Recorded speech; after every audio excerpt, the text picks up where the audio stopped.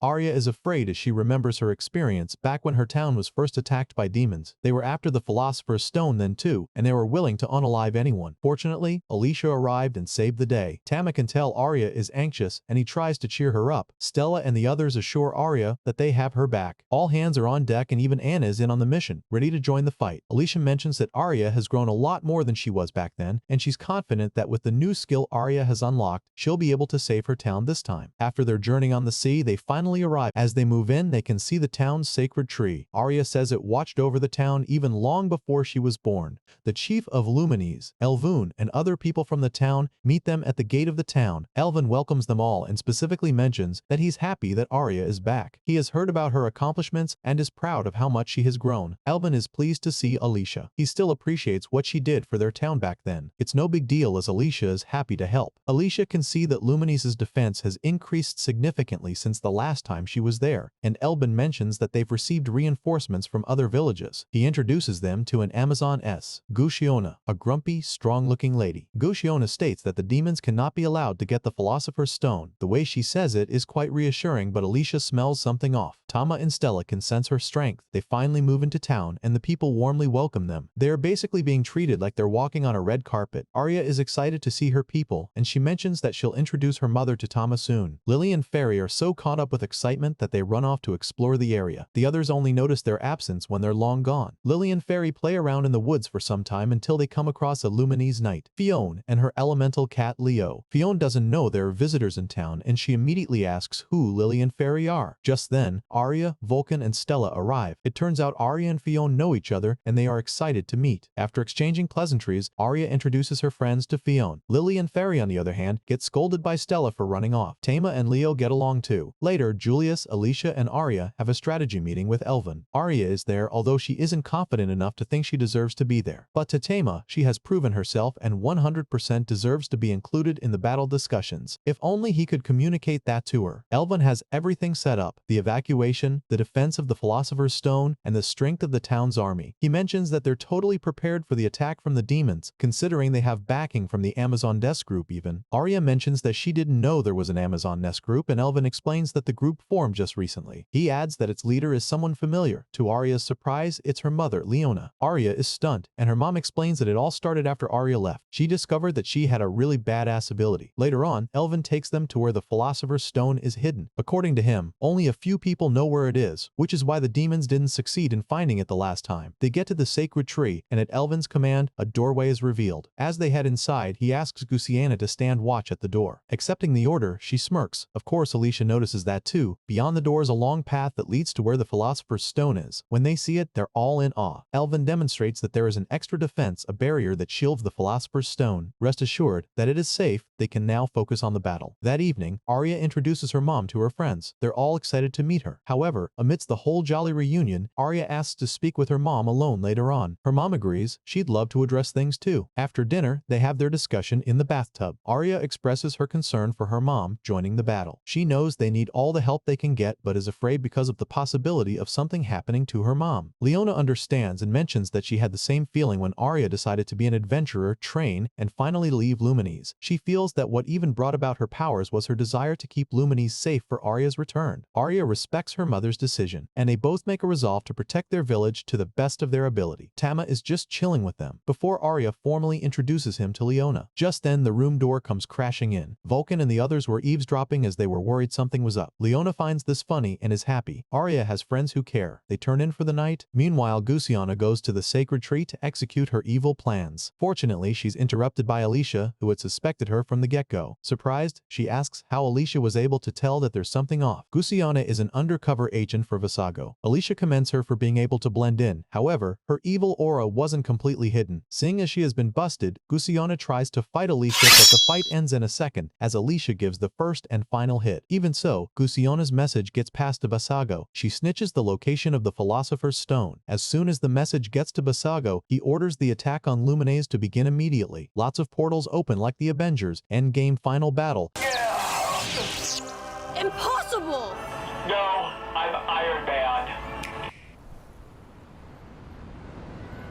And his armies move in. An alarm is sounded in the village and everyone wakes up and locks in. The village gets evacuated and the demons begin their attack. Luckily, Alicia is able to create a magical barrier around the village, shielding it from the attack. The soldiers get ready for the demons, whose armies begin charging at the magical barrier. The barrier is so strong that most of them don't make it through. Arya, her friends, and everyone defending Lumines are ready to battle. The battle finally begins, and everyone throws themselves into it with everything they have. The battlefield quickly turns chaotic as monsters swarm from every direction, but the adventurers do not get afraid. Each person handles their opponent with confidence, showing just how far they have come. Their teamwork is smooth and their movements are sharp. For now, they clearly have the advantage, clearing out enemies one after another without much trouble. Leona is a part of it too, refusing to be left behind. Even as the monsters charge at her, she stands her ground and takes them down with her powerful energy blast. Anna stands nearby, calmly showing off her ice abilities. Sheets of frost and sharp ice attacks spread across the field, freezing and crushing monsters in her path. She looks almost like a bargain version of Sub-Zero. Tama also plays his part, moving swiftly and striking down multiple monsters with ease, proving once again that he is far from ordinary. From a distance, Visago watches everything. It becomes clear to him that this group is far tougher than he expected. The battle is not going in his favor, and he knows he needs to change things quickly. After his assessment, he decides to use his trump card. With a spell, he opens a dark portal. From it emerges a massive flying monster, clearly an S-rank threat. Without hesitation, Visago jumps onto the creature and orders it forward, heading straight straight for the barrier protecting the sacred tree. Julius and the others have never seen a creature like this before. They do not know its name or abilities, but they can all sense the danger. This is not something ordinary soldiers can handle easily. The monster fires a powerful blast at the barrier, and to everyone's shock, it manages to break through. Vasago and his monster slip inside just before the barrier closes again, leaving them within the town's defenses. Julius immediately commands his soldiers to open fire, ordering them to take down Vasago and his monster. However, Vasago reacts instantly and orders his monster to attack. It responds by raining destructive blasts down on the soldiers below, forcing them to retreat. Alicia remains focused on maintaining the barrier and cannot join the direct fight. Even so, she believes that Arya and Tama are more than capable of handling what comes next. Without delay, Arya and Tama rush toward Vasago. At Arya's signal, Tama transforms into his third form, releasing his true power. Together, they rise into the air and confront Vasago in the sky. At first, Vasago treats the situation lightly, already convinced that no one is a threat to him. That confidence disappears the moment he sees Tama and Arya charging right at him. Tama fires a powerful blast, and Vasago's monster responds in kind. The two forces collide again and again, filling the sky with explosions of energy. The exchange continues for a while, neither side giving ground. Then Vasago changes tactics. Using a portal, he suddenly fires an attack directly at Arya, knocking her off Tama mid-air. This creates an opening, and Vasago immediately takes advantage of it, heading straight for his true target, the Philosopher's Stone. He enters the sacred tree, with Tama chasing closely behind. Inside, Vasago reaches for the Philosopher's Stone, but its protective barrier stops him from taking it. Annoyed but not defeated, he orders his monster to break through the defense. By the time Arya and Tama catch up, the worst has already happened. The barrier is destroyed, and Vasago successfully takes the stone. The moment he does, everyone can feel it. The sacred tree begins to wither, its life force draining away. With the stone in his possession, Vasago wastes no time. He and his monster fly back toward the exit portal. Arya, refusing to give up, jumps onto the monster as well. Tama follows closely behind, but he hesitates to attack since Arya is within range. He does not want to risk harming her. Vasago notices this hesitation and uses it to his advantage, launching repeated attacks at Tama. He aims to take Tama down, knowing he is the greatest threat. Despite this, Tama survives and continues the chase. Below, the people watching can do nothing but worry, unable to help. In the sky, Arya manages to steady herself on the monster's back and faces Vasago directly. Vasago is confident, fully believing that he has already won and that Arya can no longer stop him. Arya understands the situation as well, knowing the odds are against her. Still, she believes that together, they can end this. With that resolve, Arya lets herself fall from the monster in style. This gives Tama the clear signal he needs. Without holding back, Tama unleashes a massive blast, firing like he's Godzilla. Vasago's monster counters with its own attack, resulting in a fierce clash of power. The struggle is intense, but Tama's strength slowly overpowers the enemy. Vasago watches in disbelief as his confidence crumbles. He is so focused on the clash that he fails to notice Arya preparing her final move. Before he can react, Arya strikes. She releases the new skill she had just gained, delivering a satisfying final hit. The attack completely destroys both Vasago and his monster, leaving no sign that either survived. With their leader gone, Vasago's remaining forces panic and begin to flee. The battle is finally over. Arya falls from the sky, calm and at peace, knowing the fight has ended. Tama quickly rushes forward, catching both Arya and the Philosopher's Stone before they reach the ground. Arya is not surprised. She trusted that Tama would be there. To her, he is her knight. Even after reincarnation, he has fulfilled that role. Julius, Stella, Vulcan, and the others feel nothing but relief and joy at their victory. From below, Alicia comments that Arya and Tama strongly resemble the legendary first hero and the holy beast. That night, a large feast is held to celebrate. Laughter fills the air, and everyone enjoys the moment. Julius speaks with Stella, offering her a place in the Imperial Army, even though he already knows her response. As expected, Stella refuses. She has no desire to leave Tama, Arya, or the rest of the group. During the celebration, Arya and Tama are given high honors. The people thank them deeply, praising their courage and strength. Along with the praise comes a new title, the Sacred Sword and the Sacred Beast. Arya becomes emotional, overwhelmed with excitement. She promises to do everything she can to remain worthy of the title. Vulcan, Stella, and the others watch with pride, happier than ever. News of Arya's and Tama's deeds spreads far and wide, reaching lands beyond their own. When they return to Ruanis, the people welcome them as true heroes. What began with an unknown D-rank adventurer ends with the rise of a legendary figure. Tama remains happy by Arya's side, ready to continue their journey together. A normal-looking cat to most, but in truth, a powerful S-rank monster who chooses to stay where he belongs.